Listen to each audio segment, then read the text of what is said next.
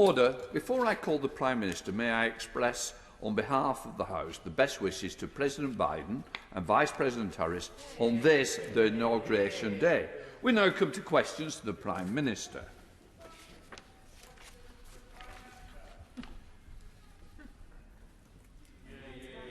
I will first call the Prime Minister to answer the engagements question, and then I will call Alex Shelbrooke to ask his supplementary. Prime Minister. Mr. Speaker, I know members from across the House will want to join me and echo you in congratulating President-elect Biden on his inauguration later today. As I said when I spoke with him on his election as President, I look forward to working with him and with his new administration, strengthening the partnership between our countries and working on our shared priorities, from tackling climate change, building back better from the pandemic, and strengthening our transatlantic security. Mr. Speaker, our sympathies also go out to those affected by the latest floods, and I want to thank the Environment Agency and our emergency services for the work they're doing to support these communities, and I'll be chairing a COBRA meeting later on to coordinate the national response. Mr. Speaker, this morning I had meetings with ministerial colleagues and others, and in addition to my duties in this House, I'll have further such meetings later today. Right, let's head up to Yorkshire with Alex Shelbrooke. Alex Shelbrooke. Thank you, Mr. Speaker, and may I start by fully associating myself with all of the Prime Minister's opening comments. Mr. Speaker, will the Prime Minister join me in welcoming the fact that free school meal pupils in Elmet and Rothwell will continue to receive free lunches over the forthcoming school holidays, thanks to the winter grant fund provided to Leeds City Council by this government? Yes, indeed, Mr. Speaker. I can confirm that eligible pupils in Leeds will continue to receive free school meal support over the February half-term, and this Conservative government has given over £2 million to Leeds City Council through the COVID winter grant scheme to support vulnerable families in the coldest months, and it is the intention of this government, this side of the House, that no child should go hungry this winter as a result of the COVID pandemic. Let's come to the Leader of the Opposition, Right Honourable Keir Starmer. Thank you, Mr. Speaker. Can I also welcome the inauguration of President Biden and Vice President Harris? It's a victory for hope over hate and a real moment for optimism in the US and around the world. Can I also thank all of those on the front line helping to deliver the vaccine, including the NHS, who are also doing so much to keep us safe under the most extraordinary pressure. Mr. Speaker, it's 10 days since the Home Office mistakenly deleted hundreds of thousands of vital criminal records, including fingerprints, crime scene data and DNA records. So can the Prime Minister tell the House how many criminal investigations could have been damaged by this mistake? Well, Mr. Speaker, the Home Office is actively working to assess the damage, and as the right honourable gentleman will know from the urgent question that was held in the House only a few days ago, they believe that they will be able to rectify the results of this complex incident, and they hope very much that they'll be able to restore the data in question. Keir Starmer. Mr. Speaker, that's not an answer to my question. And it was the most basic of questions. It was the first question that any Prime Minister would have asked of those briefing him. How many criminal investigations have been damaged? So let me ask the second basic question that any Prime Minister would have asked those briefing him. How many convicted criminals have had their records wrongly deleted? Well, I answered the first question entirely accurately, Mr. Speaker, because we don't know how many cases might be frustrated as a result of what has happened, but I can tell him that 213,000 offence records, 175,000 arrest records and 15,000 person records are currently being investigated because they are the subject of this problem. Keir Starmer. Mr. Speaker, I have a letter here from the National Police Chiefs Council. It makes it clear that 403,000 records from the Police National Computer may have been deleted. In addition to that, Prime Minister, this is from the National Police Chiefs Council. I'm sure has been briefed on this. In addition to that, 26,000 DNA records from the DNA database and 30,000 fingerprint records from the fingerprints database. So this isn't just a technical issue. It's about criminals not being caught and victims not getting justice. This letter makes clear that it includes data from criminals convicted of serious offences. It has impacted live police investigations already, and it includes records, including DNA, marked for indefinite retention following the conviction for serious offences. Mr. Speaker, that's the most serious offences. That's why it's indefinite retention. It's been deleted. So is the Prime Minister seriously telling us that 10 days after this incident came to light, he still hasn't got to the bottom of the basic questions, and he can't tell us how many cases have been lost, how many serious offenders this concerns, and how many police investigations have been investigated? Mr. Speaker, it's becoming a feature of the right honourable gentleman's questions that he fails to listen to the answer that I have just given. And let me repeat, because he said that I think he gave a figure of 413,000. I've just done some maths briefly in my head. And if you look at if you add 213,000, 175,000, you get to plus 15,000, which is the numbers I get, Mr. Speaker, you get to 403,000. If only he'd bothered to do that essential, that swift computation in his head, he would have had the answer before he stood up and claimed not to have received it. It was there in the previous answer, Mr. Speaker. Of course, it is outrageous that any data should have been lost, but at the moment we are trying, as I said in my first answer, Mr. Speaker, we're trying, which I hope he heard, we're trying to retrieve that data. Keir Starmer. The Prime Minister complains about not listening to answers. The figure I quoted was 403,000. That'll be in Hansard. So, Prime Minister, that was the figure, plus the 26,000, plus, I said 403,000, plus 26,000, plus 30,000. Let me try the next most simple question, Prime Minister, that you would have asked of anyone briefing. How long will it take for all the wrongly deleted records to be reinstated to the police database? Prime Minister. Well, Mr. Speaker, that will depend on how long it takes to recover them. I can tell them that people are working round the clock, having been briefed on this both by my staff and also, of course, by the policing minister. We're working round the clock on this issue. And any loss of data is, of course, unacceptable. But it is this government, thanks to the robust, the strong economy that we've had for the last few years, that we've been able to invest massively in policing and to drive crime down. And that is the most important thing of all, Mr. Speaker. And I have no doubt that we will be able to continue to do that by relying on excellent data. Keir Starmer. Mr. Speaker, the Home Secretary said that the Home Office was still washing through the data. We don't know where the records are, and they may have to be, if you can believe this, re-entered manually, which will obviously take a long, long time. The letter from the National Police Chiefs Council also makes clear that the obvious place to reinstate from, which is the DNA database or the fingerprint database, have themselves also been compromised, and so his answers need to be seen in that light. Mr. Speaker, let me turn to another of the Home Secretary's responsibilities. Last night, the Home Secretary told a Conservative Party event that, and these were her words, on should we have closed our borders earlier, the answer is yes. I was an advocate, says the Home Secretary, of closing them last March. Why did the Prime Minister overrule the Home Secretary? Prime Minister.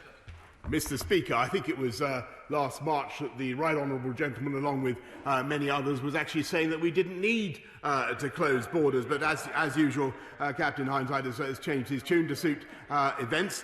We are facing, and it's interesting that his first few questions were about a computer glitch in the Home Office, Mr. Speaker, which we're trying to rectify. We're in the middle of a national pandemic, and this country is facing a very, very grave death toll.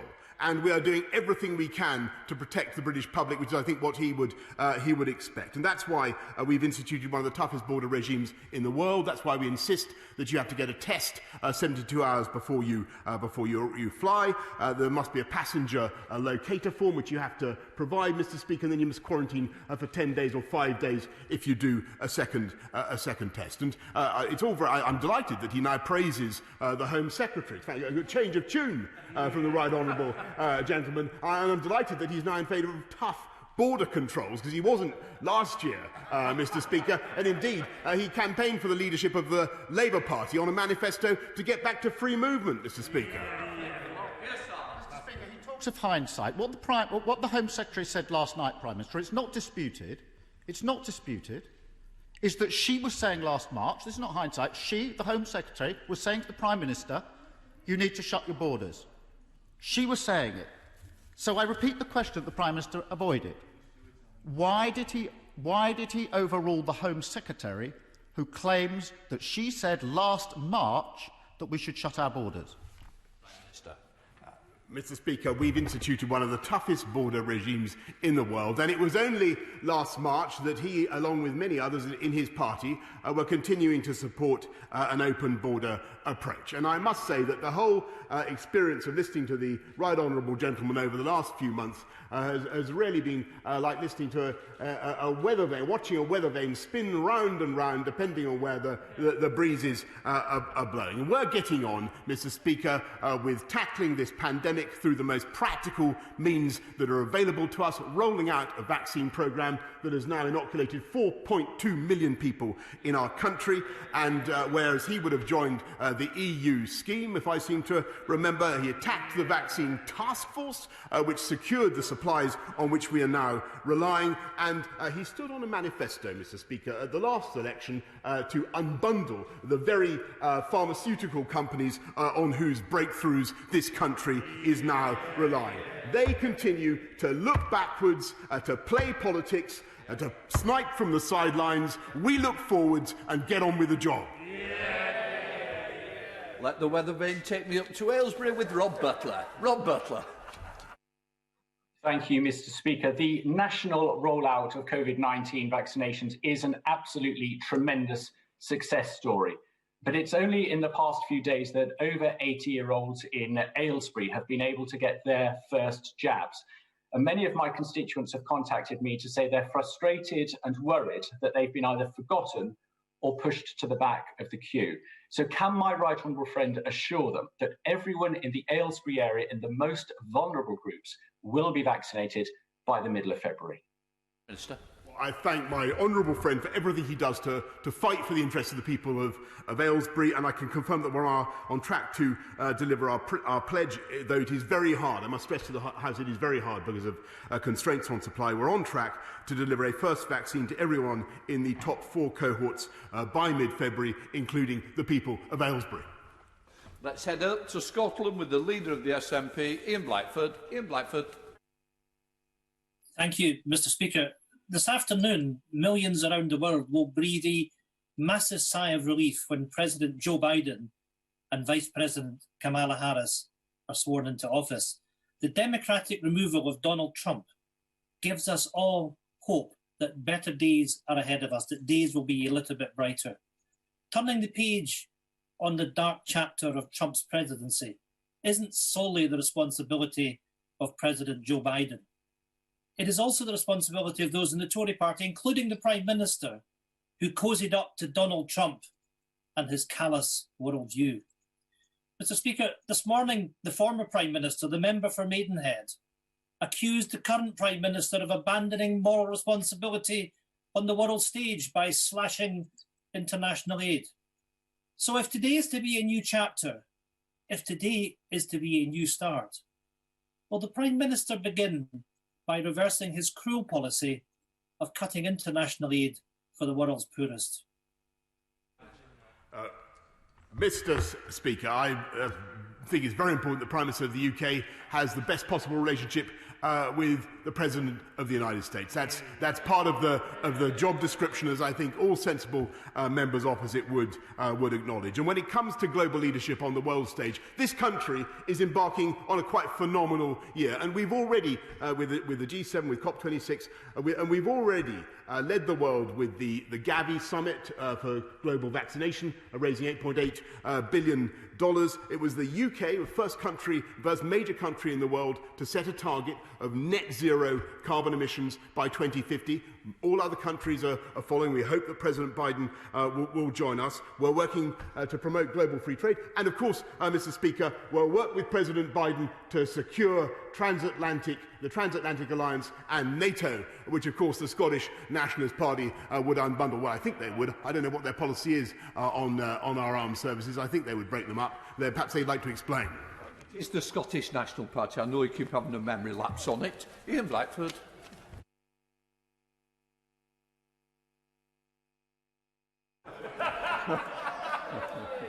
I somehow think we've lost Ian Blackford. We'll come back to him. Nicole Richards. Come. Nicola, you're muted. Press the mic. I'm not muted. Can you hear me?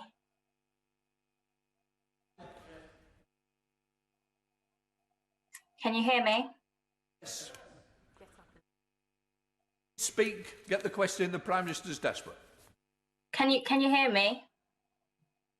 It's not working. We'll now move on. We'll come back. We're now going to move on to Ed Davey. Have we got Ed Davey? Good morning. Good afternoon, Mr. Speaker. Can I add my warmest of welcomes to President Biden and Vice President Harris on their inauguration in Washington today. Mr. Speaker, in answer to my question in July, the Prime Minister promised an independent inquiry into the UK's response to COVID. In the 6 months since, COVID cases have soared, our NHS is on its knees, and 50,000 more people have died. The UK now has one of the highest death rates in the world, higher even than Trump's America. To learn the lessons from what's gone so devastatingly wrong under his leadership, will the Prime Minister commit to launching the inquiry he promised last year, this year? Prime Minister. Well, Mr. Speaker, he answers his own question with the preamble that he set out. The NHS is under unprecedented pressure. The entire British state that is trying to fight COVID and to roll out the biggest vaccination programme in the history of our country. And that includes virtually every single arm of officialdom. The idea that we should now consecrate state resources, vast state resources, to an inquiry now in the middle of the pandemic does not, I think, seem sensible to me, and I don't believe it would seem sensible to members of the House. But of course, we will learn lessons in due course, and of course, there will be a time to reflect and to prepare for the next pandemic. Let's reconnect with Ian Blackford for his second question. Ian Blackford. Thank you, Mr. Speaker. And I think people would find the Prime Minister's claims about the UK's global leadership a bit more believable if last night he hadn't ordered his MPs to vote down an amendment to the trade bill that would have stopped trade deals with countries who commit genocide. Mr. Speaker, genocide isn't a matter of history. It is happening in our world right now. The international community has stood idly by as Uyghur Muslim men, women and children are forced into concentration camps in China's Xinjiang province. Yesterday, the outgoing US Secretary of State officially said that genocide was taking place, and the incoming Secretary of State, Antony Blinken, agrees with his view. Is the Prime Minister prepared to follow that lead? Is he prepared to stand up today and clearly state that genocide is being committed against the Uyghur population in China? If he is, will he urgently work with the new Biden administration? Prime Minister. In this to the UN Security Council, Prime Minister. so that international pressure can be brought to bear on China? Mr. Speaker, the right honourable gentleman knows very well that the attribution of genocide is a judicial matter, but I can say for myself that I regard what is happening in Xinjiang and what's happening to the Uyghurs as utterly abhorrent, and I know that members on all sides of the House share that view. And I commend to him the excellent statement by my right honourable friend, the Secretary of State for the Foreign Commonwealth and Development Office, very recently on what was happening there and the steps we are taking to protect to prevent British commercial engagement with goods that are made by forced labour in Xinjiang, and the measures the steps we are taking against what is happening. But what I might ask him, in all sincerity, is what he would propose by way of a Scottish national, or not nationalist, but national foreign policy. Would he break up the Foreign Office? Would he break up the FCDO, which after all has a big branch in East Kilbride? Let us head to West Bromwich again with Nicola Richards. Nicola Richards. Thank you, Mr. Speaker. Next week we mark Holocaust Memorial Day. Remember the 6 million Jewish men, women and children murdered by the Nazis and pay tribute to the extraordinary survivors.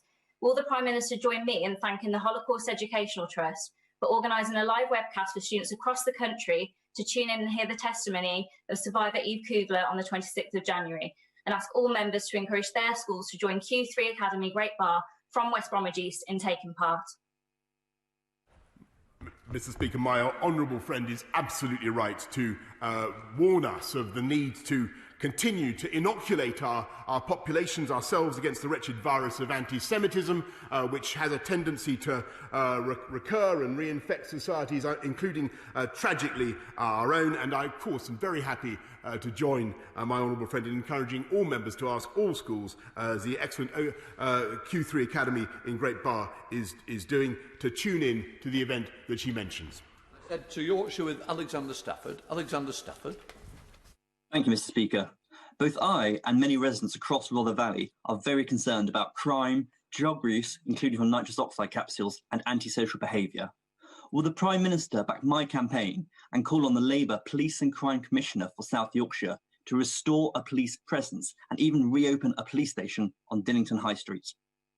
Mr. Speaker, well, there could be no more fervent and effective advocate for the people of Rother Valley than my honourable friend, and I'm sure that he has much support for his campaign for a police station. I hope that a solution can be found. In the meantime, I can reassure him that we are making sure that there will be the police officers, the police men and women, to put in that police station, because, as you know, we are delivering, Mr. Speaker, on our commitment to have 20,000 more police over the lifetime of this Parliament. Let's head over to Northern Ireland with Claire Hannah. Claire Hannah.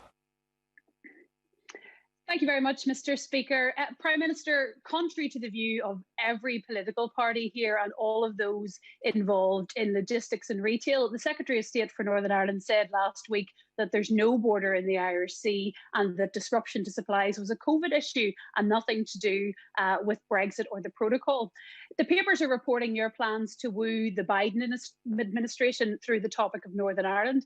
As they and we try to move on from Trump and Trumpism, would being straight with the people in Northern Ireland not be a good start?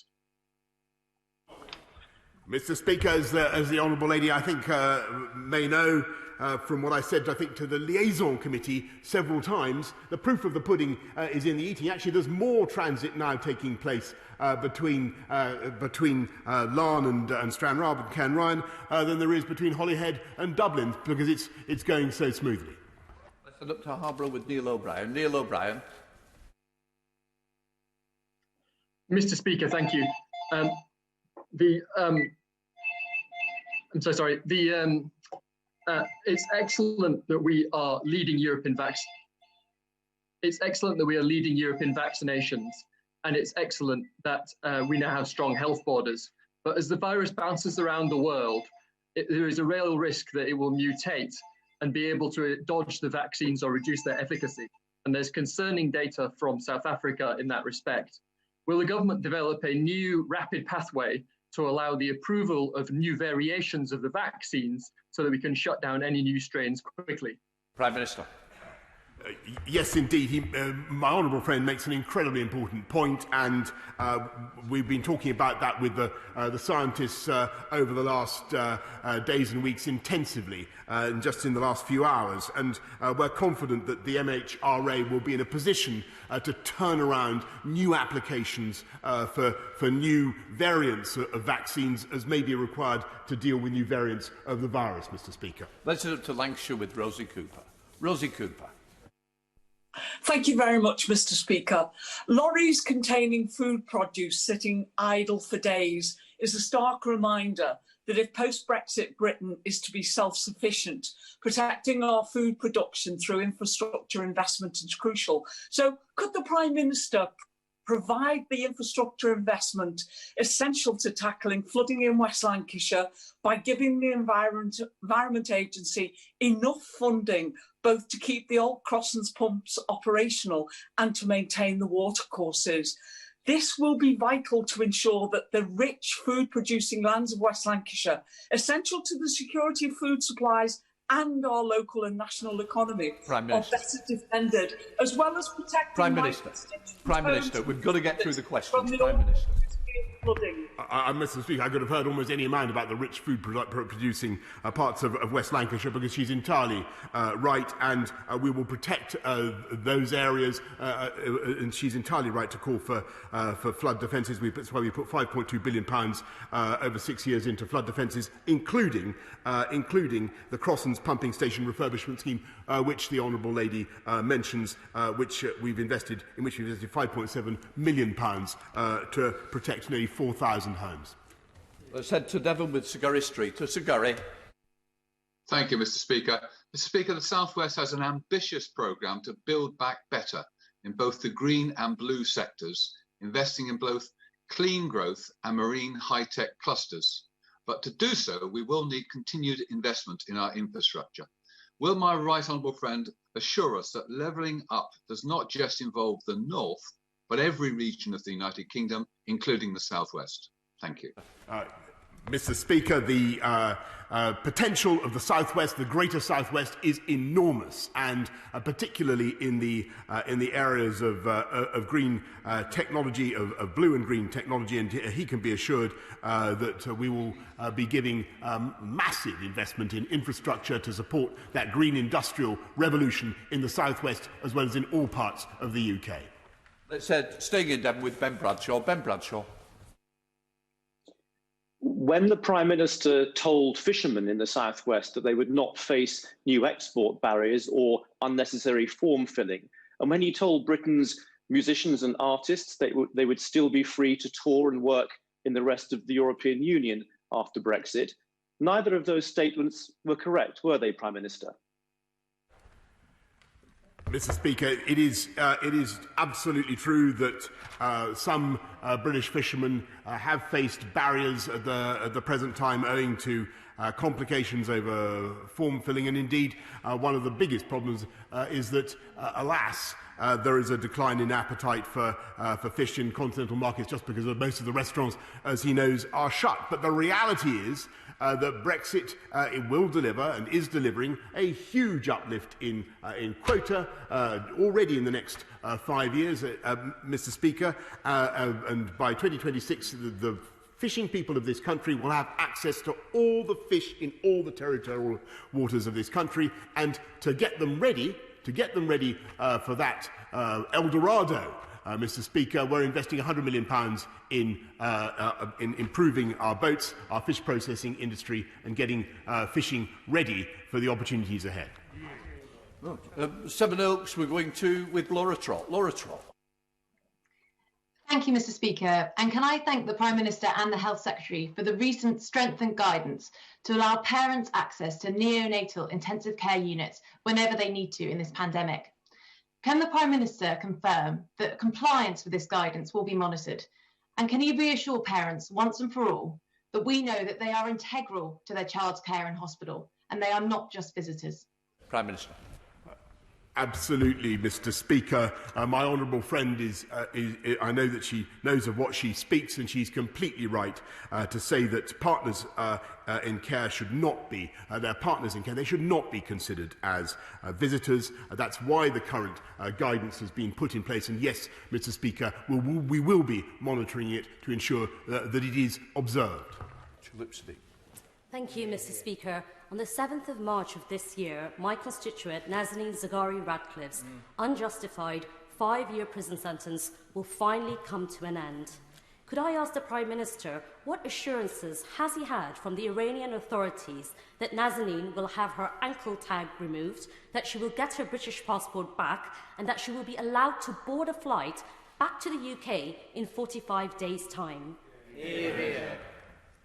I can tell the honourable lady, who I know has campaigned hard and well on behalf of her constituent, and quite rightly, that we're working virtually round the clock to secure the release of all the dual nationals that concern us in Tehran, and without going into the details of the cases, which, as she knows, are complex, we're doing everything we can to secure the what we regard as the completely unjustified detention in Tehran of Nazanin Zaghari-Ratcliffe, though, as she knows, she is now out on furlough, admittedly in the conditions that she describes. Let's head up to Yorkshire with Jason McCartney. Jason McCartney. Thank you, Mr. Speaker. With Yorkshire leading the way in the vaccine rollout, does the Prime Minister agree that once we've vaccinated the most vulnerable, the elderly and our wonderful health and social care workers, we should then look at prioritising vaccinating police officers, emergency service workers, carers, teachers, nursery staff, and all those whose essential daily work brings them into contact with other people? Mr. Speaker, my honourable friend is a great advocate for his constituents in Coal Valley, and I much enjoy my exchanges with him, and I can thank him for what he's saying about those groups. We must rely on what the JCVI has to say, the priorities that the experts have decided. But of course, we want to see those groups that he mentions vaccinated as soon as possible. I'm very pleased that, in spite of all the difficulties in supply, last week we gave 1.5 million people their first dose, Mr. Speaker, up 500,000 on the week before. Let's head up to Scotland with Stuart C. MacDonald. Stuart C. MacDonald. Mr. Speaker, when we praise our social care workers for their immense response to the pandemic, that includes over 100,000 care workers from the EU. But new research from the Joint Council for the Welfare of Immigrants shows many of them don't know anything about the Prime Minister's EU settlement scheme, and many more don't know that they must apply by the end of June. So we could see thousands of essential care workers and possibly hundreds of thousands of valued EU nationals losing their rights to live and work here overnight on 1st of July. So will the Prime Minister please cancel or postpone the application deadline, or better still, extend the rights of EU nationals in the UK automatically, just as he previously promised to do? Prime Minister. Well, Mr. Speaker, I thank him for what he's done just now to draw attention to the scheme, but I must say that I must disagree with him respectfully about the ignorance in which our wonderful EU nationals have been, because 4 million of them, Mr. Speaker, have successfully applied and been given residence, Mr. Speaker, thanks to the scheme that we've instituted. And it's a great success. We pay tribute to the wonderful EU nationals in our country who do a fantastic job for this country. Let's head up to Northampton with Andrew Lower. Andrew Lower. Thank you very much, Mr. Speaker. For many years, my right honourable friend wrote humorous articles that nevertheless made serious points about individual freedom and the dangers of over-regulation. The Department of Health and Social Care is currently consulting on how to increase regulations on food advertising significantly. Can my right honourable friend reassure me that any implementation of this consultation will be in line with his and my long-held principles? Indeed, Mr. Speaker, I remain a champion of liberty in all its aspects, but I'm also the living embodiment of the risks of obesity, Mr. Speaker. And there's no question that it is a comorbidity factor in the pandemic, and I think that's something that the people of this country understand, and they understand that it is all of our individual responsibility to do what we can to get healthy, to stay healthy, because that's one of the ways, Mr. Speaker, we can all help protect our NHS. Let's head to Poplar with Apsana Begum. Apsana. Doctors, researchers, experts, campaigners and my constituents, of whom just under two-thirds are from BAME backgrounds, including a large Bangladeshi population, have all observed the COVID-19 pandemic disproportionately affecting BAME communities. The Royal College of GPs have even requested these communities be prioritised for vaccine rollout. Will the Prime Minister finally recognise that this disparity is as a result of structural racism, and can he outline what his government are doing to address this issue? She she makes, I don't agree with her last point, but she makes a very important point about the need to reach hard-to-reach groups in society. And that's why it's so important that the vaccine rollout is not just conducted by the NHS and the Army and pharmacists and volunteers, but in coordination with local government at all levels, because it is local government that will know where we need to go, as I'm sure she would understand, to make sure that we reach those groups who we must vaccinate and who may be a little bit vaccine hesitant, as the jargon has it. Well, I said to Stafford with Theo Clark. Theo Clark. Thank you, Mr. Speaker. Over the last week, there has been yet again very significant flooding in Stafford. Unfortunately, my constituents in Penkridge, Central Stafford and Bishopswood are regularly experiencing the disruption and distress that flooding causes. So will my right honourable friend commit my campaign to establish a flood control centre in Stafford that residents can call directly, which will provide 24/7 assistance for my constituents affected by flooding? Minister. I have every sympathy for the residents of Stafford who've been affected by flooding, as with everybody who's been affected by flooding in the latest bout. And what I can say to my honourable friend is that the Environment Agency is working hand in glove with her local authority and other partners to find a particular solution to the flooding in Sandon Road and Sandyford Brook. Let's head up to Thamesmead with Abena Apong Asari.